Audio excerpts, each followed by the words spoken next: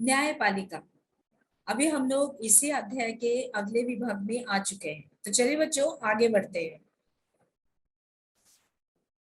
हर व्यक्ति अदालत की शरण में जा सकता है। सिद्धांततः भारत के सभी नागरिक देश के न्यायालयों की शरण में जा सकते हैं। इसका अर्थ यह है कि प्रत्येक नागरिक को अदालत के माध्यम से न्याय मांगने का अधिकार है। जैसा कि आपने पीछे पढ़ा है कि न्यायालय हमारे मौलिक अधिकारों की रक्षा में बहुत ही महत्वपूर्ण भूमिका निभाते हैं। अगर किसी नागरिक को ऐसा लगता है कि उसके मौलिक अधिकारों का उल्लंघन हो रहा है, तो वह न्याय के लिए अदालत में जा सकता है। अदालत की सेवाएं सभी के लिए उपलब्ध है, लेकिन वास्तव में गरीबों के लिए अदालत में जाना काफी मुश्किल साबित होता है। कानूनी प्रक्रिया में न केवल काफी पैसा और कागजी कार्यवाही की जरूरत पड़ती है, बल्कि उसमें समय भी बहुत लगता है। अगर कोई गरीब आदमी पढ़ना लिखना नहीं जानता और उसका पूरा परिवार दिहाड़ी मजदूरी से चलता है, तो अदालत में जाने और इंसाफ पाने की उम्मीद उसके लिए मुश्किल हो सकती है। यहाँ पर हम लोग कुछ मजदूर भाइयों को देख रहे हैं जो कुछ काम कर रहे हैं। यहाँ पे कुछ महिलाएं दिख रही है जो कुछ आंदोलन कर रही है। आगे बढ़ते हैं।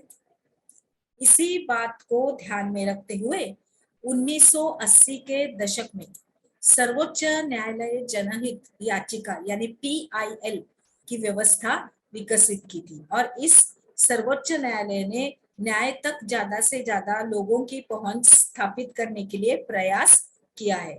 न्यायालय ने किसी भी व्यक्ति या संस्था को ऐसे लोगों की ओर से जनहित याचिका दायर करने का अधिकार दिया है जिनके अधिकारों का उल्लंघन हो रहा है। यह याचिका उच्च न्यायालय या सर्वोच्च न्यायालय में दायर की जा सकती है। न्यायालय ने कानून की प्रक्रिया को बेहद ही सरल बना दिया है।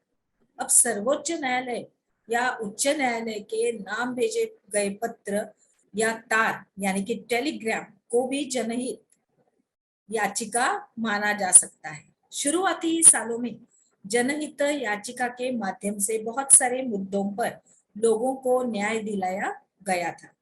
बंधुआ मजदूरों को अमानवीय श्रम से मुक्ति दिलाने और बिहार के सजा काटने के बाद भी रिहा नहीं किए गए कैदियों को रिहा करवाने के लिए जनहित याचिका का ही इस्तेमाल किया गया था। चित्र 1 में हम लोग देखते हैं कि वर्ष 2001 में राजस्थान और उड़ीसा में पड़े सूखे की वजह से लाखों लोगों के सामने भोजन का भारी अभाव पैदा हो गया था। अभी बच्चों ये जो मैं पढ़ रही हूँ ये आपने हमने हमारे जो पाठ्य पुस्तक है उसके अंदर ये चित्र दिए गए हैं, और जो जानकारी है वो यहाँ मैं पढ़ूंगी, वैसे ही आप अपने पाठ्य पुस्तक में ये देखिए। चित्र 2, सरकारी गोदाम अनाज से भरे पड़े थे।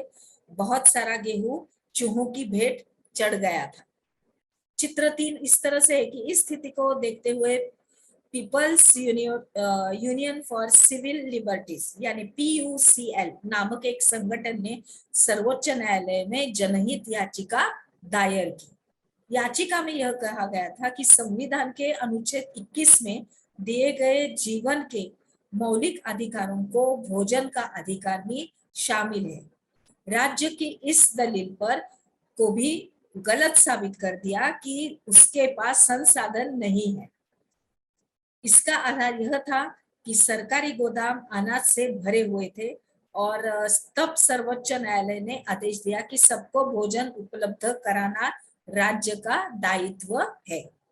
और चित्र 4 में है कि लिहाजा सर्वोच्च न्यायालय ने सरकार को आदेश दिया कि वह नए रोजगार पैदा करे और राशन की सरकारी दुकानों के जरिए सस्ती दर पर भोजन उपलब्ध कराए और बच्चों को स्कूल में दोपहर का भोजन दिया जाए। न्यायालय ने सरकारी योजनाओं के ये जो क्रियान्वयन के बारे में रिपोर्ट करने के लिए 2 खाद्य आयुक्तों को भी नियुक्त किया गया था। आगे बढ़ते हैं। यहाँ पर हम लोग ये देख रहे हैं कि किस तरह से पाठशाला में खाने की व्यवस्था की जा रही है और खाने की चीजें बच्चों में दे रहे हैं टीचर लोग। आगे बढ़ते हैं, हमने क्या सीखा। इसके अंतर्गत बच्चों, आपको हर व्यक्ति अदालत की शरण में जा सकते हैं क्या?